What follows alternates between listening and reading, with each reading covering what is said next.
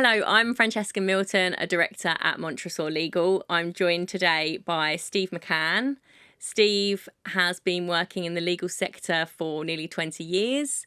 He has recently started his own consultancy, MCG Consulting, which specialise in mentoring individuals and organisations and also focuses on addiction in the legal sector and beyond.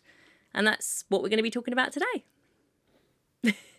So, Steve and I, well, we've already met and gotten acquainted and got to know each other. Yes. But for the benefit of the listeners, can you tell us a bit more about your story, how you've got to this point, and how has addiction affected your life and career? Sure. Well, first of all, thanks for having me, Fran. It's great to worries. see you and great to be on this podcast. I've seen previous episodes you've done and they're fantastic, so I'm really grateful to be here.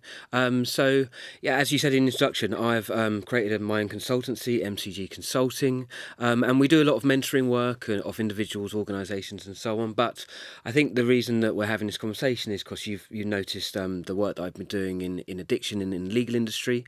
And my company's only been going for a couple of months, but I'm already having a huge amount of interest from lawyers, law firms, barristers' chambers. I'm meeting the Law Society next week in Ireland to talk about this issue. So to go to your point about who I am, I've been working in legal industry for a number of years. I can't believe how long sometimes. Whilst I was having my legal career and working in the city, on the side of that, I've also been doing a lot of work in the community. So I do a lot of work with homeless people. I've done a lot of work in the addiction space. I talk at prisons. I really go out and share my experience, and my experience is really my lived experience is really kind of my strength, because I can sit and talk to lawyers and talk about what they're going through and what I've been through in the past. And I've got my own recovery story. I've been sober for 6 years, but prior to that, I spent basically my whole career really struggling with it. And I'm really pleased that in 2024 these conversations are happening. And Absolutely. Law Care, I'm featured on Law Care this month for their addiction special. The fact that they're having these discussions is really fantastic, and the fact that I can go to these firms and the Law Society and talk about addiction and recovery in the workplace, and they're not saying, wow, that's not a problem, or they're too scared to kind of address it, is really encouraging. So I'm really grateful to have this story, because, I got through it, and I'm now trying to do as much as I can to help other people. Yeah, absolutely. That leads us quite nicely to it being quite a taboo subject in the legal industry, and how that culture can contribute to hiding these struggles. Yeah, massively. And I think the legal industry particularly, there's so much sensitivity around I think how people are projected, because a client, this is an olden day kind of version, but a client is paying for someone that perhaps acts a certain way and is very, very precise and very measured, and perhaps those things wouldn't be someone typically that suffers from addiction, right? But as I've learned throughout my whole journey and speaking to people, that, an alcoholic or a drug addict isn't someone necessarily that sleeps on a bench. There are high functioning people who do it in the workplace, and I don't need to speak to law firms. I speak to private equity firms. I speak to banks. I've spoken at Visa in the past, things like that. And the high pressure is dangerous when you have addiction and alcoholism and any form of addiction, really, because it can manifest in so many different ways. But the problem in the legal industry is that it's taboo. It's becoming less so, but I think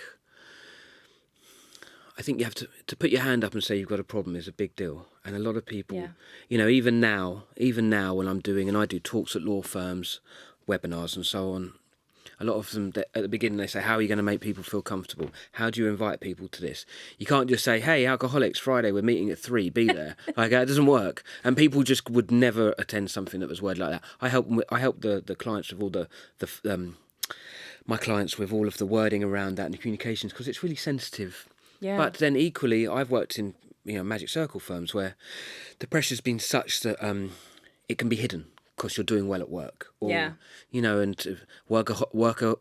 workaholic is absolutely another thing that I speak to people about. But again, you're rewarded for that. Yeah. It's not something that, no one ever loses their home for being a workaholic, that type of thing. So I think the legal industry is softening. I think there's a long way to go, but I think conversations like this are very helpful, but it can be hidden. I've during COVID, when the world was really crazy and no one quite knew what was going on, I was having people coming to the area of London where I live and meeting me, and we were having discussions, lawyers, about their drinking issues, because it spiked during COVID. People drinking at home. I met a partner at a city law firm that was drinking vodka in the morning, then going to work all day, full of fear, and then he'd drink more. And no one knew, he told me no one knew, but it was becoming apparent that you can only live like that for a certain amount of time. Yeah. And that chap there is still sober now, and we're very good friends. And I'm delighted that he's pursued that, because it's not easy. It's a simple process in terms of what one has to do, but it's hard to stay sober. It's hard to, and especially, I mean, when you and I first spoke, you talked about the business development side of a lawyer, right, and how big that is. Yeah. That's a huge thing. I've gone out with lawyers and been the only person who's not drunk, and it's after a while it becomes a talking point. Yeah. And I'm okay with that, but initially it was tough how does one bat that away? I told people I was running a marathon for about a year, and there was no marathon, but a half marathon. But it's all about shame, and it's all about But what do you do now when you go out for drinks? Yeah. What do you just say? A number of things, really. Well, thankfully, I don't really love non-alcoholic lager. I just find it a bit too close to home, and yeah, it's not great. Oh yeah, fair Occasionally I will, but everyone who knows me really knows that I'm very sober. But now I don't. Before I kind of thought that. Yeah, I handled it probably badly. If someone would ask me, I might give them this whole half an hour lecture about why I stopped and what I'm doing now. And now it's no one's business. And I mean that in the nicest possible way. And frankly, they don't want to know. I will just make it, I don't drink, or I'm not drinking tonight, or that's it really. It's not, I've been at places where people have interrogated me. Yeah. It's become uncomfortable. But people now seem to have a greater awareness of, a lime and soda doesn't mean let's interrogate them about their drinking habits. It used to be. Yeah. And I'm of the age where I absolutely was interrogated, and it's not pleasant. No. Yeah. But now I don't really care. I've got more important things to worry about. Yeah, absolutely. Can we talk a bit about your corporate mutual aid recovery program? You've had an amazing response to it. Yes. Where do you see it going? Well, I was talking to a firm yesterday, and I was telling them, Pinsent Masons, and I was telling them that Brilliant. My dream is to have, so we call it CMAR, because I don't want to keep having to say Corporate Mutual Aid Recovery, because I always go Corporate Mutual Aid Recovery. So CMAR is our programme. And it's my goal and my dream and my company's dream to have it in place in some way at every law firm in the country, if we can, and it would be amazing. So how it works, and I'm talking to, as I say, the Law Society about this. I'm talking to all manner of firms, and we'll get to it, I'm sure, but my Law Care article highlighted it, and people were really curious about it. So I'm working with Ray Jenkins, who is a really well-known name in the recovery space, and he's someone I've admired for years. I had a conversation with him, and I was really happy to have just a chat with this chap, because he started up Emerging Futures. He advised the government on a number of initiatives that have become the kind of national policy. Wow. Really, really inspirational person. He's a dear friend, and I really appreciate just having him in my life. Really, he's been sober for 32 years, and he's a real. Wow. His story is amazing. It goes from homelessness in Elephant and Castle to being the CEO of a company with hundreds of people. Yeah, incredible. So CMAR is it's a program whereby so the issues that I kind of get sometimes are people book myself, or typically me, to go into a law firm. So say I go into Linklaters. I go in there, I do a talk. It's great, if I don't say so myself. But, I do my talk. It's impactful. I kind of know what to say. I do a Q&A at the end. And then what can happen is, and this hasn't happened at Links, I'm just using them because they're someone I'm talking to. But what can happen is that you have your big talk in September, October, whenever, and then it's great, and everyone's excited about it, and the people that are suffering are clearly feel that I'm being spoken to here, this is wonderful. But then, rather than me saying, okay, see you next September, good luck. Yeah. But what some firms are doing to kind of counterbalance that is getting me to come in again in May. And we're talking about, okay, maybe for you too, it'll be less. But when I started MCG, I had time to think, what do I wish existed when I was really struggling? Because I was really, really struggling. And what I would have loved was not I wouldn't say it tokenistic, but there are so many initiatives where it's this day, then that day, then this month, and that's week, and all of them deserve the time and the exposure. But I can only speak to the one that I'm an expert about. So rather than just having like a little phase of this awareness and then going, I wanted something all year round that would support lawyers. So CMAR is a program where we go into law firms, we create internal networks where typically I would do my talk about, okay, this is my story. I've sat where you sat, and that's really compelling for a lot of lawyers, because rather than me coming in as someone that's qualified but say like, quite clinical, coming in with like, here's a deck, this is what money costs legal industry, stop drinking, goodbye. I don't do that. I do a very a very compassionate, it's a very vulnerable share that I do. I talk about my story, but then everyone has my email address or my associate's email address. They can contact us at any point, the lawyers, I mean, or non-law.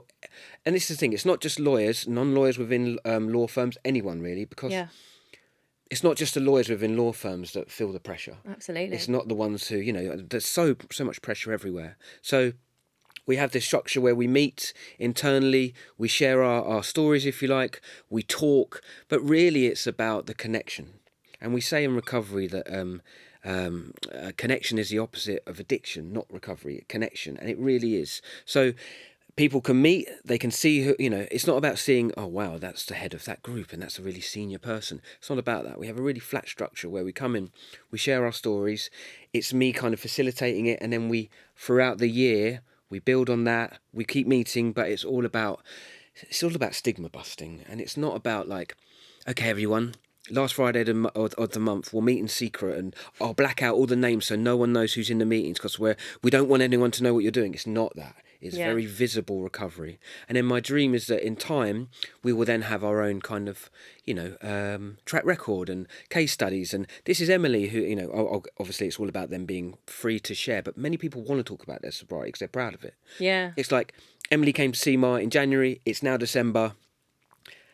Let's talk about your journey. And I want it to be, and I want to facilitate talks at law firms and have panels, and I really want it to have meaning and become something that is in every law firm and banks and tech and wherever they're human beings. I want it to be, because for me, I know it's the new intake for trainees now, isn't it? So if a new trainee has gone through university and worked super hard and all of that and got a job at a law firm, how powerful would it be in their first week or two of orienteering to see this and be like, wow, that's so proactive. I don't suffer from that, or they may, but to say they didn't. But wow, that's so innovative. It's so forward thinking. And also, as well, Fran, is that person might in 4 years pick up a problem. Yeah. And then remember, like, oh, hang on, they've got this thing at my firm where I can come to. Or I remember that time that Steve turned up. Where's his email address? I'll speak to however they might get me. And they can, because it'll be signposted. But I want to create I want it to be very safe place. Very safe. Yeah, exactly. Yeah. And Absolutely. we've had wonderful conversations, and it's at the early stages. But the early adopters, I think, are going to be able to say they're at the start of something wonderful. Yeah, I think it's going to be amazing. Yeah, thank you. Can we talk about your article in Law Care? Yes. So how did that come about, and what was the reaction been to it? Yeah, great. Thank you for asking. So Law Care did an article on me, which is being reshared on social media tomorrow. I worked with someone called Sarah there, who was just wonderful, and Elizabeth is the CEO there. How it came about was I've been an admirer of Law Care for years, and when MCG started, I did have time to sit and think, and I just thought, who will be interested in this, rather than just me saying, hi, law firms. There's this thing called, it's just not appropriate. So, yeah, I got in contact and said, look, I'm doing this. Would you like a conversation? Like all kind of great chats, like when you and I first spoke, and you kindly reached out to me and said, wow, I see you're starting a company. Let's talk. And here we are. Like every wonderful kind of journey, interaction starts with the first thing. Yeah. So I pinged them to Elizabeth. Sarah picked it up. Fitzall, who's just fantastic. And she was like, hey, let's jump on a call and talk about it. And I spoke, and I'm very passionate when I talk about this topic. I'm really passionate about it because it's meaningful and people are suffering. And anyway, and Sarah just said, God, this is, I love this. I love it. So she gave me 4 weeks to create an article, send it to her. She didn't have too many changes to make. And then we published it. But the writing of it took time. I whenever I write anything, and I've been writing for years, not just this stuff, but I've been writing for years. I've tried to be quite creative and stuff like that. I always revisit drafts, and some days I'm in different moods, so I'd always read it on a certain day. I don't know if that's too much or if that's, but and I said this yesterday to the people from Pinson's, that article, I want it to be hope. I want hope to be the word that comes out of it. I don't want it to be like a trauma dump when someone reads it and they're like, oh my gosh, wow. Yeah. I really don't want to get help now because it's too much. Like, I don't want anything like that. Yeah. And it's not, and it is a story of hope. And it's also action, and CMAR, my CMAR program is in that article outlining, because I wanted to give tips that allude to like my program, but it's all about hope. And it's been wonderful. And what's great is that if I'd have done this in the first year of being in my recovery journey, I'd have been really nervous and like, what if someone reads this and what are they going to say? And what about future opportunity, all that stuff. But I don't have any of that. I have a lot of like, I feel very strong in the fact that I'm doing it. And I know that it's something that people find a lot of hope in stories like that. And yeah, it's kind of warts and all. I talk about my story and my, it was rough at the certainly the early period of my career. Well, all of it really until I got sober was really rough. Okay. And to go to your point about the reaction's been amazing, because Law Care were kind enough to include my email address at the end and my company details and stuff, which I was really grateful for. I didn't want it to be like an advert for my company, but I said if I can have contact details at the bottom, it'd be great. Since then, I've had barristers reaching out, say, hi, I've read your story, can we chat? Simple as that. And that's very typical of an early, like, I don't think I've got a problem, but I think I might, which means I don't know what to do. Yeah. So I've had that. I've had all manner of people reach out to me, really. I've had lawyers, non-lawyers. I've had someone who worked in an art gallery who came across my my story and just wanted to talk to me about it. I've had other people in recovery. I've had lawyers that are sober. I've had all manner of people sharing it and talking about it. And it's been really wonderful, actually. I'm really proud of it. And it's also, for me, it's a nice introduction to who I am as well. Like, I've had a lot of people saying, okay, so, send me an email, and it's a perfect thing to say, because I can say, this is my story. If you want to talk more, let's talk. And that's kind of been a great hook, rather than like a War and Peace 9-page email about like, well, it all started in 1981. And, I don't do any of that. It's just, this is what I did. This was the problem. This is what I did to fix it. And this is the hope moving forward and how you can do it yourself. That's it. Do you want to talk a bit more about your personal story? Just a bit more information on exactly what happened and when it got to the point where you thought, I probably need to... Yeah, of course. No problem. So... I know we spoke a bit about when you went to the doctor and they said you've got X amount a month. Sort of... Well, yeah, it got really, really serious, and it just got out of control, and people can...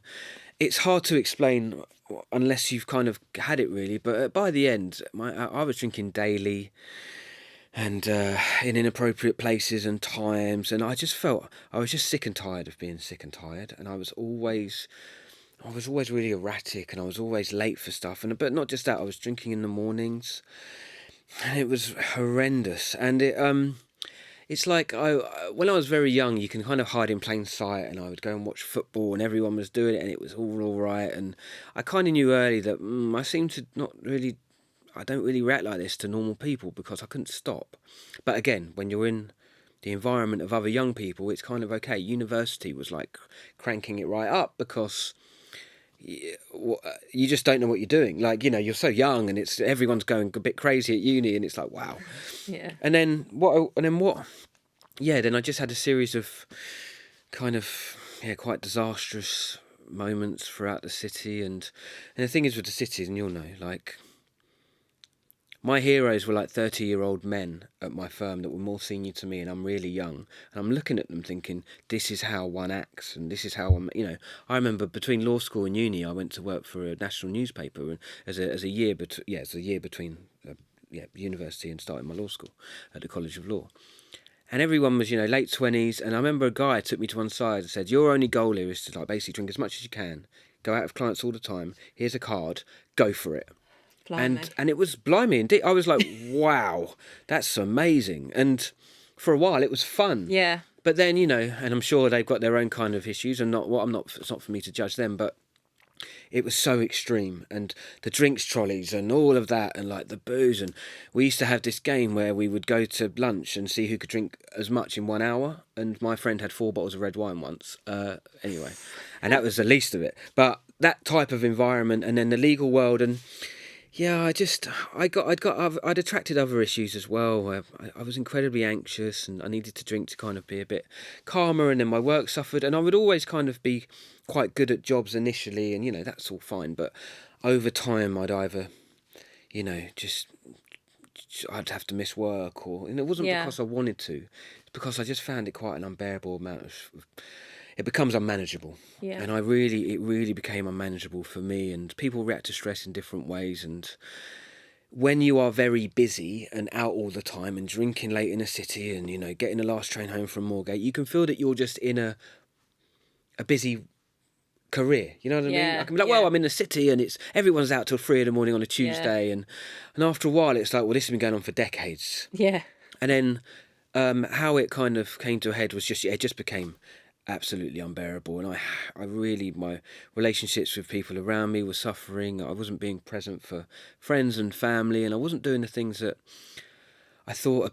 I don't know. I just wasn't doing I just wasn't really showing up for myself, is what my wife says to me. I'm very grateful to have, and very fortunate to have, an amazing partner called Elle, who is just amazing.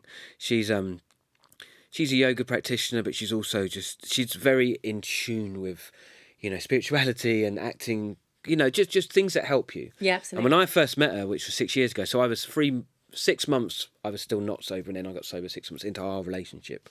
But at the beginning, she was like, I think you should meditate, I think you should do yoga, and I was like, I'm not doing any of that. That is ridiculous. Like, that's not for me. Good luck. She's like, well, how are you doing? And I wasn't doing great. And then over time, I sadly almost lost my relationship with her. Really was on the rocks. It was, and Elle very kindly gave me the opportunity to get help, and for the first time in my life, Fran, I took it. I took it for the first time in my life. I was like, "This is enough. I need to help myself," because I thought I was dying. Yeah. At one point, I thought I was dying, and I was really underweight. I used to wear like jumpers under my suits and T-shirts. I mean, I didn't eat ever, rarely ate, and I looked unwell, and I felt unwell, and my mind was bad, really bad, and I had what can only be described as like, I don't know, like I started accepting help. I went to Hackney Recovery Services, and I turned up in my suit, my briefcase, and I was like, I don't even belong here, but I might as well, And I was so kind of arrogant, because underneath all of it, I was so, I had so much fear, and I didn't know what I was doing, and I was really worried, and I was like, oh, I can't believe it's got to this, but it had, and that's where I'd got to. But I'm grateful that I found that. A lot of people don't find it. Yeah. And it destroys someone, or they die very young, or they lose everything in their lives. And thankfully, that didn't happen to me. I lost quite a lot, but I didn't go there. But I didn't get there yet. Believe me, that would absolutely have come if I'd have continued. Yeah. And then Hackney Recovery Services, I went to my doctor, which you kind of alluded to at the beginning of this conversation. I was honest with him for the first time ever with a doctor, and he was like, okay, well, if you don't change what you're doing now, your health is going to be deteriorating within years. And he was really, really serious, and he fast tracked me, and I'm so grateful to him. He fast tracked me to get certain services more quickly than someone else. Like, he knew I was in real trouble. Yeah. And then I entered the rooms of recovery, and followed the steps. I know this isn't about kind of like AA and whatnot, but I followed all the guidance, not all of it, because it's hard at the beginning, because I hated it. At the beginning, I just thought, I can't believe I have to spend my time doing this. But I wasn't going to pubs anymore, so I had time. Yeah. Suddenly, I'm like, oh, Monday at 6 o'clock. I've got 4 hours to bed, or whatever. Because I used to go to bed at like 3, 4, 5 a.m. in the week, and get up at 8 and go to work every day. Jeez. Whereas now, 10:30, lovely, like I'm in bed. And there's been sorry if I'm going on about this point, but No. and then over time, when I started getting more comfortable, I started thinking, right, rather than looking inwards and constantly obsessing about fixing myself and this and that and getting recovery, what can I do to be of service to the people generally?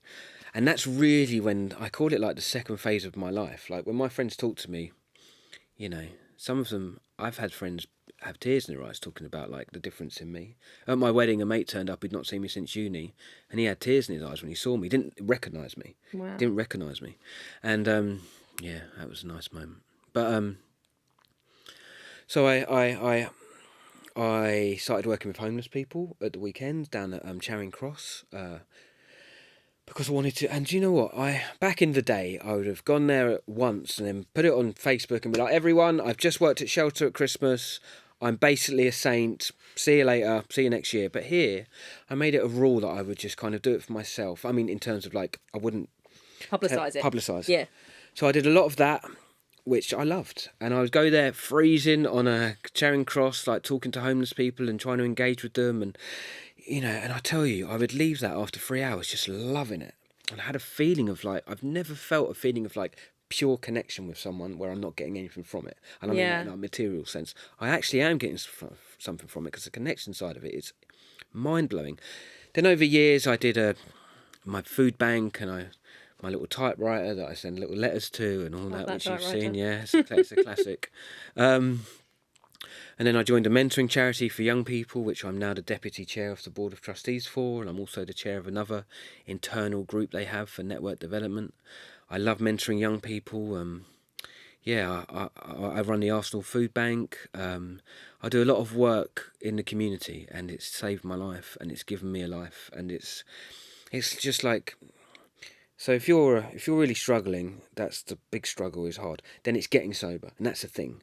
And then it's staying sober, which is a whole other thing, because then you've got to live sober in it. But then after that, for me, it's like it kind of flowered into who I am now. Yeah. And yeah, I'm so grateful and I love it. And I'm always trying to be helpful. I get addicted to like, I'll help there, I can do that, I'll join this board. And for a while, I was on about 6 different committees and it was all a bit mad. Yeah. Because I just wanted to do so much. But now I'm in the kind of the middle of the bed, I guess, for like what I'm doing. Yeah, yeah.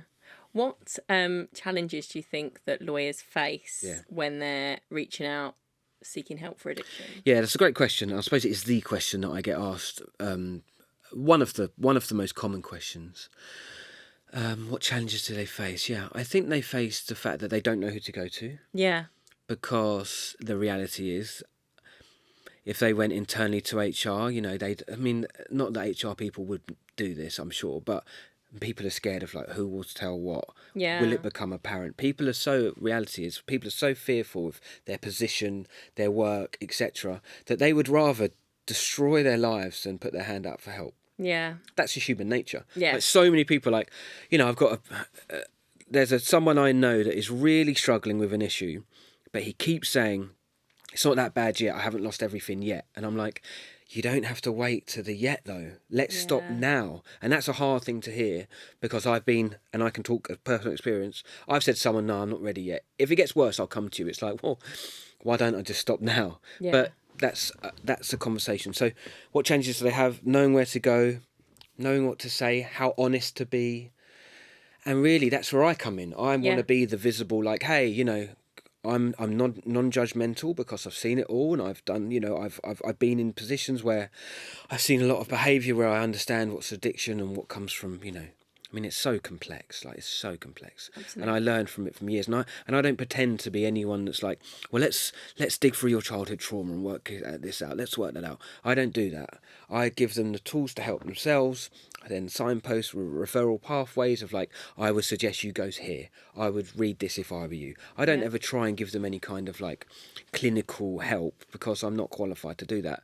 However, I am qualified to talk about what I've done. Yeah. And, you know, believe me, like, if you would have met me before, you'd be stunned because I could not go more than a few days without drinking alcohol. Or, you know, it was very dangerous for me. Whereas now, I've been 6 years in July. I'm talking like hundreds of thousands of like recovery meetings I've been to. I've gone all around the world and gone to meetings. I've taken people into recovery myself. I've helped so many people, you know, and they've helped me and I've had help from other people. So I can talk about that. Plus, I can sit there and talk the language of a lawyer, and Yeah. legalese, I get it. I've written all the emails, I know all about that, and let's drill into that later. And I know all of that jazz that we all talk like, and that's something that I can really connect with them on. Yeah. And people have often said that, when I did it at Visa, people were like, wow, gosh, I've never seen anyone in a corporate world be vulnerable like this. I said, yeah, I know, because it's needed. And I'm really grateful to be at a time where it's, if I did this in 1994, people would be like, it'd be completely unusual. But Absolutely. over time, it's become more appropriate. Yeah, law firms have... We spoke about this, didn't we? 15 years ago, what was it like to now? And it's just so different. Even in the time, basically in the time I've worked in recruitment, which is around that amount of years, it's the change has been just huge. It's been amazing, and I think my law care article speaks to that change, and I mentioned that change in that article. And the old thing in the city about bankers take this and do this, and lawyers take this and do that, and doctors drink out. There was all these kind of, and I'm only speaking to our profession, like what we know, but I'm sure other professions absolutely have other issues as well. I'm sure that's a case, and I know that for a fact. Look at the fashion industry, look at actors, look at people who work on building sites. There are all these different people that all have all these things, and addiction as well isn't. It's not just specific about sectors. Obviously, it's whoever is in it at the time. And I've spoke to everyone, every single type of profession. Roughly, I've had conversations with. Years ago, when I was in law school, it was. When I came out and got the first job at a Magic Circle law firm, it was all about work as long as you can, stay as long as you can, do not be seen leaving, and then we all drink at the end of it. Yeah. That was it. I've slept in one of those pods at work when I'm like, and I first got there and I remember saying to my parents, wow, I'm at this firm and they've got this amazing canteen and you can sleep here if you want, and there's a dry cleaners. And I think my mum was like, yes, that means that you'll stay there forever. And I'm like, oh, but it's also really great. And then, and then you spill out onto the city and there's a pub on every corner, and you get to know the Jam Pot, the Jamaica Inn, the Counting House, the Folly, the Net, and they all come, and you're like, and all I wanted when I was a kid, when it transpired I wasn't going to be a professional footballer, which was very early in my life. I worked that out, probably the first time I ever kicked a football. And Championship manager wasn't a route to being a real football manager. Anyway, all I wanted to do was work in the Square Mile. That's all I wanted. All I wanted to do was put on a suit, tie, and walk around Moorgate and that Square Mile. So all I cared about was I just want to be in the city. I just want to be in the city. It's a good feeling. Yeah. I mean, God, when I was young, wow, walking around and, it's exciting. It's very exciting. Feeling powerful and all that nonsense with my little red tie on, looking like about 10 years old. But we all did it. But it was... But again, it's all about an evolution, and I want those young people to see, this isn't just for young people, it's for everyone, but I want young people to see that, you know what, you don't have to, I've been to so many Christmas parties where it was like, all right, everyone, we've worked so hard this year, let's get as destroyed as we can. People lose careers over that. Yeah. And, the shame of losing a career at an event like that can haunt you for years, and it's sad. Absolutely. Yeah, definitely. I know we spoke a bit about what can... others like myself, legal recruiters, what part can we play in supporting law firms to create healthier work environments? And I obviously said I've done a couple of these sort of podcasts and things like that, but have you any other ideas? I know we've spoken a bit about what we could do. Yes, what you and I spoke about, and it was a nice question because, there are so many parts of being in the legal industry. It's recruiters, it's lawyers, it's PAs, it's everyone. There's so much to it, paralegals, and everyone is in a highly pressured environment because everyone is on deadline. Everyone works with people that are time poor. You'll know that more than anyone. It's so hard to get hold of people and that. And I think we're all in this together. And I can only speak to the legal sector. Certainly, I mean, finance I've done a bit of, but for the awareness, doing this is great, I think. Yeah. We've talked about before MCG partnering with your firm and going in and maybe doing an introduction to addiction in the workplace, legal sector. I was going to say the law place, but that's not a word. The law place. I've had other recruiters reach out to me and say, hey, would you be interested in meeting people that, and I always welcome those conversations. Partnering up would be nice because the recruitment world also has... like legal same issues. Yeah. People suffer from the same stuff. Absolutely. You know, Yeah. who's to say that me doing a talk in collaboration with your law firm means that some of your staff will watch this? Yeah. So Absolutely. I think awareness is the best thing you can do. Just keep having these conversations is great. And if you wanted to work with me, that'd be lovely. Yeah, absolutely. I'm enjoying it. Looking back on your journey and your time in the legal industry, is there anything you wish you had known earlier about dealing with mental health and addiction? Everything. Absolutely everything. Yeah. I mean, I don't say it anymore because I understand it's all about like, I've been through what I've been through and that's why I'm sitting here. But when I was first getting sober, I thought, why didn't I stop at 21 or 22? Why didn't I stop? Because I wasn't ready to stop. Yeah. And I've met people that got sober at 61, 65, 70. And they've been grateful that they've got sober at that time because some people never get it. Yeah. And then other people I've met, they've got sober. I remember I met someone that was at 18, they worked out they couldn't drink properly. So, okay, I'm going to be sober the rest of my life. And I was like, why? Like, you've got so much. And they were like, well, why would I want to destroy myself for the next decade? And I thought, wow, that's really, that is so insightful for someone that young. Massively. What do I wish?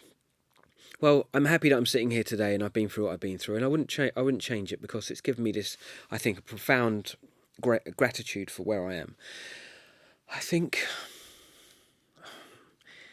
it's hard because there's so much pressure in law firms and we can sit here all day and be like, well, it's a lot more of it's pressurised. And when it's cranked up, a lot of things are forgotten and we have to, I've worked for firms that were so obsessed with profit, nothing else. And that's sad. But that is the reality for these firms. Some of their revenues are over billions of pounds. Billions. Yeah. It's a lot of money. What do I wish I'd have known earlier? That it's okay to ask for help is the obvious thing. Yeah. Because it is. But when I was young, when I'm trying to make my mark at a firm, or I'm trying to be a bit of a Jack the Lad and being on all the business development things, I wouldn't have known where to turn. Whereas now, the advice I would give is, I wish I would have known. And also, and some firms might not love me for saying this, but it's only work as well. Like, yes, it's important. Yeah. It's really important, and I'm not saying it's not, and we all want to do well, I'm sure. But family, family life, young children, whatever, even if you don't have children, family life is so important. Friends outside of work, the old yeah, he or she earns a lot of money, but they have a great flat, but they're never there. Like, then it gets really sad. I've worked in various firms, and some are great at work-life balance, and others it doesn't exist. And God, it's it's such an environment of just exhaustion and stress, and no one wants to say anything.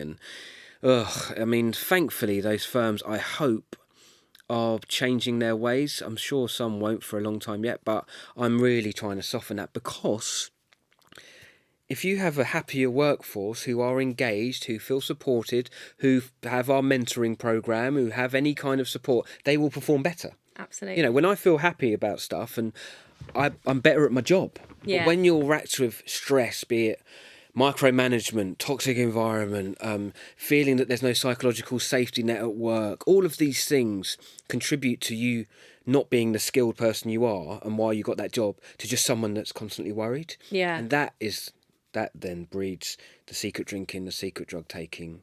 And then after a while, it becomes not secret drinking and obvious drinking and drug taking. You know what I mean? Yeah. So they're all things that I think people in senior roles, or anyone that can affect groups of people, being in like the wellbeing teams and all these wonderful new teams that I see pop up, which are just fantastic. If you can influence people's lives and the culture at your firm, you have a real responsibility. It is your responsibility to make sure everyone's okay. Yeah. There is the old school managers who just think, but I've worked really hard and everyone else should work hard and you should be sleeping in the office just like me. It's like, well, hang on, you earn loads more money than us and you probably have interest in this company. You know what I mean? You might be a shareholder. You have different interests than us. Everyone also cares, but we need to have our lives. Yeah. And because, I've had people saying like, I work 20 hours a week and I'm always on call and I'm the biggest workaholic ever. And I'm like, yeah, you really shouldn't be saying that to your team because it looks like you can't manage your time. I love the people that are saying, yeah, we're going to, work on this and everyone needs me. I'm really available. Like, having an available person at work you can tap into is so powerful, because then they was like, oh, I've got time for you. Yeah. I said, my email that I had on the law care article, people would say, "Oh, wow, they could have a lot of people emailing you." I said, "Yeah, but I'm always going to have time to at least check in and say, hey, I'll come to you next Monday. What are you doing this afternoon?" Exactly. Yeah. Just creating time for other people. But yeah, it's a stressful place, the city, but also the country, the world right now is a stressful place, Yes. and I really do hope that the stuff that I'm talking about is going to become the norm. And Yeah. it's only going one way, I hope. It definitely is, I think. Yeah. Yeah. So what's next in your advocacy work and your consultancy business? Yeah. What's the plan now? Thanks for asking. What is the plan? What is the What is plan? the plan, Fran? Sorry, you can probably cut that bit out. But no. So immediately, I'm going to Ireland next week, which is really exciting. I'm going to meet the Law Society in Northern Ireland. I'm going to firms around Belfast. I'm meeting all manner of firms, from Pinson's to A&L Goodbody to DWF. Lots of firms. I'm then going to Thursday morning. I'm going to Dublin, where I'm meeting the other office of Pinson's and other law firms as well. And I'm also meeting the Law Society of Ireland in Dublin, where I'm staying for the rest of my time. So that for me is an exciting moment, because my plan is to then knit a relationship between all the law firms of Scotland, in the north of England, London, etc. I want to take my little tour, if you like, to Glasgow and Edinburgh next. Maybe Wales, and it just came to me when I was thinking, do you know what? It shouldn't be London centric. Yeah, and it's so simple to be like London, London, London, because I was born in London, I've worked in London. But I don't think that's, there are so many great firms now that have gone to Belfast, Yeah, that have gone to Bristol, Cardiff, all these other, Manchester, I'm not going to name everywhere, but all of them, right? Birmingham, I'm literally naming places. But they all are exactly the same as just London centric. And that's the problem with London sometimes is, look at politics, right? Whenever there's a general election, you get the politicians being like, I'm going to Scarborough for a few days, bye. And it's like, really? I don't remember you ever going there or mentioning it ever again. But they'll go around the country to get this support, and I understand why they do it, but it's all about London. Yeah. I mean, the stats of London getting what others don't is not right, and the disparity is pretty shocking. So I'm trying to, as I say, spread it around the country, do that. Long term is, I'm already bringing on associates. I have my fabulous mentoring program. I'm working with a company called Progress Together. They are a membership company in the city. I partnered with the Lord Mayor's Appeal. And I'm doing the This Is Me, which is a wonderful, I recommend you have a look at it. The Lord Mayor's Appeal. It's about stories of people like myself in the city and what we're doing to kind of affect change and what we've been through. I'm on a panel next Tuesday for the Lord Mayor's Appeal, which is going to be really exciting. It's about loneliness in the workplace, and that might sound like a odd topic, but it's all about how you can feel isolated at work, and when everyone's working remotely, how it feels. So it's a real privilege to talk at places like that. And in my mentoring, as I said, I'm working with Progress Together. I'm mentoring financial institutions about inclusivity and D&I stuff, and all of that we're doing. That's growing. And yeah, I'm talking to as many firms as I can. I want to have, in a few years, I want to have lots of staff and people that join my company because they believe in the mission, and I want to treat them in a way that I haven't been treated in the past by many firms I've been at. But I want it to be a place that is just purpose driven and very understanding of people's circumstances, including my own staff. I just want to be able to look in the mirror and think that I'm doing something like for the right reasons. I'm sure there will be like financial obligations where I've got to do some, there's the nature of business. I'm going to have to earn money and pay people and all that stuff, and that will come. But it's all about establishing who I am and what we're doing, and that's going really well. I couldn't this first few months, I only incorporated in July, but my first few months have been like amazing, and I'm really excited about that. And yeah, long may it continue. Really, I'm looking to, as I say, meet as many people as I can, have these conversations, and see where it takes me. But yeah, we've had a really good start. So yeah, I'm excited. Yeah. No, I think it's going to be amazing. Thank you. I'm excited to watch the journey. Oh, thank you. I really am. I appreciate that. Finally, what advice would you give to anyone listening who might be struggling or knows someone who is struggling? I know we've talked a lot about this, but just as like a Yeah, of course. Yeah, well, that's always the thing. Like, what would someone like to hear who needs to hear the message? You know, Yeah. I think number one is to know that you're not alone, and I think that's really powerful. Yeah. Like, it's so powerful to see other people, and again, that's why I hope and I think that I have quite a singular. It's quite a singular experience me going into law firms because I can say I've sat in your seat, I've sat there myself, Yeah. seeing other people stick their hand up. But again, if you think you have an issue, reach out for help because it isn't going to get better. It will get worse. Yeah. It's progressive. It will get worse, and you'll end up hiding it from your family, or you end up hiding it at work, and then it gets even worse. Reach out, take the first step. My information is easy to find. Yeah. Please do reach out to me. I'd be happy to talk to anyone at any point and point you in the right direction. And I would just say, be kind to yourself because you're not a bad person trying to turn good. You're a sick person trying to get well, and there is a difference. And it's all about having that compassion for yourself, to be kind to yourself, because self-talk is the most important thing. That it's the most powerful thing. You talk to yourself all the time. Yeah. If I was my own health coach or like mental, if I was my own life coach, some of the advice I'd give me, I'd fire myself. Because if you came to me with an issue, I'd give you really compassionate advice. I'd say, well, do this and do that. What advice do I give to my friend and all of that stuff? But with myself, I'm not that compassionate. I'm like, well, no, you're too busy to talk to someone actually. And you're really complex. So that chat won't be helpful for you. I'm telling you, that's all just your mind. It's just nonsense. It's all about connecting, reaching out. You have to be a bit vulnerable in order to get help because that is the nature of getting help, Yeah. But once you make that first step, that'll be a distant memory. The best thing I've ever done in my whole life, ever, is this, because my life is now built on it. I have a baby daughter, my wife, my home, my family, relationships, my nieces, my parents, all of this, my friends, all of this great stuff I have in my life, my business. It's all built on that, and that is my rock of sobriety. It's my rock, and even I still take care of myself, even though I'm going out and doing all this talking, and I might look like, wow, he must be sometimes I struggle. And sometimes it's hard, so I lean into it even more.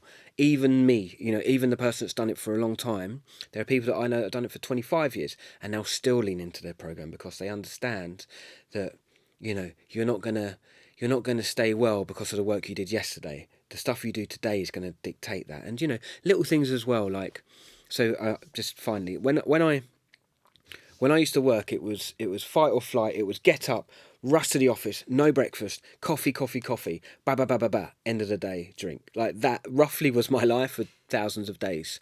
Now I get up a little bit earlier.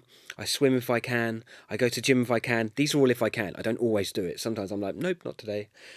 But I meditate, I do gratitude lists, I do all these things I used to kind of mock and be like, oh, those joggers in the morning, but now I understand if I do these things, it's just like, it's like magic. Like, you just feel better. Yeah. I've been up since 6:30 this morning. I've meditated, I've done little nice things, I've had a nice breakfast, and it helps. Absolutely. It really helps. So yeah, be kind to yourself, start your day off like that. Take time to read as well. Like, I stopped reading for years. I'd always read a bit and then get bored of that book or not finish stuff. But recovery and sobriety has given me just a real appreciation for stuff. I love reading books, not just self-help ones, because it's so easy to buy. Like, I bought all of them, haven't read one of them, but it's easy to have them all on your shelf, right? But reading other stuff that I like, and it's just really kind of opened up my eyes to just a wider world, really. Yeah, absolutely. Yeah. Thank you so much for your time today. It's been really great getting to know more. Oh, fantastic. Thanks for having me. Thank you.